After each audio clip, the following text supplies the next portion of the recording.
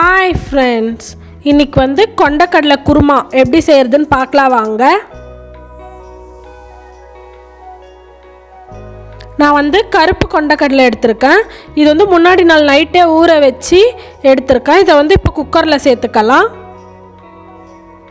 தேவையான அளவுக்கு தண்ணி ஊற்றி குக்கர் மூடி போட்டு 4 விசில் விட்டு எடுத்துக்கலாம். 4 விசில் ப்ரெஷர் இறங்கிடுச்சு. குக்கர் மூடி ஓப்பன் பண்ணிக்கலாம். இப்போ சுண்டலை வேக வச்சு எடுத்தாச்சு. தனியாக எடுத்து வச்சுட்டு கடாயில் எண்ணெய் ஊற்றிட்டு எண்ணெய் சூடாயிட்ட பிறகு 2 கிராம்பு, சின்ன துண்டு பட்டை, 6 பல் பூண்டை தோல் எடுத்துருக்கேன். கொஞ்சமாக இஞ்சியை தோல் எடுத்து கட் பண்ணி எடுத்திருக்கேன்.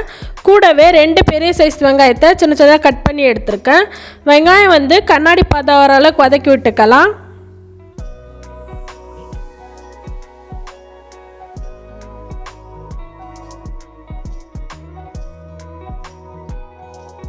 வெங்காயம் வதக்கிட்ட பிறகு 3 மீடியம் சைஸ் தக்காளியை கட் பண்ணி எடுத்திருக்கேன். வெங்காயம் தக்காளி கொஞ்சம் நல்லா வதங்கட்டும்.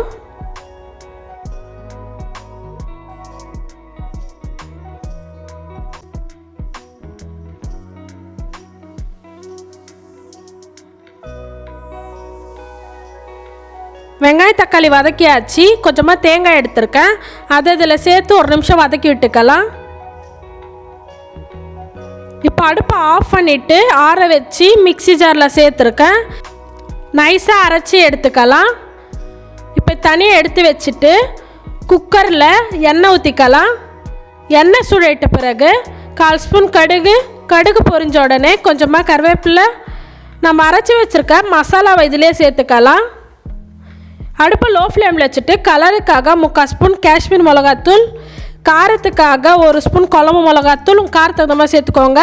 1/4 ஸ்பூன் கரம் மசாலா, தேவையான அளவுக்கு உப்பு சேர்த்து ஒரு 2 நிமிஷம் வதக்கி விட்டுக்கலாம்.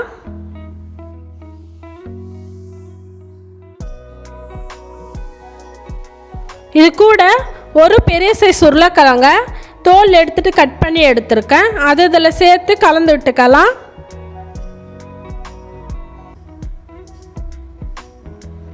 கூடவே வேக வச்சிருக்க கொண்டக்கடலையை சேர்த்துக்கலாம்.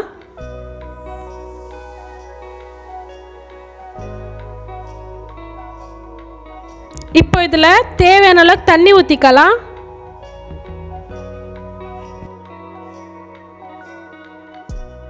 குக்கர் மூடி போட்டு 2 விசில் விட்டு எடுத்துக்கலாம். 2 விசில் ப்ரெஷர் இறங்கிடுச்சு. குக்கர் மூடி ஓப்பன் பண்ணிக்கலாம். குழம்பு ஒரு 2 நிமிஷம் கொதிக்க விடுங்க.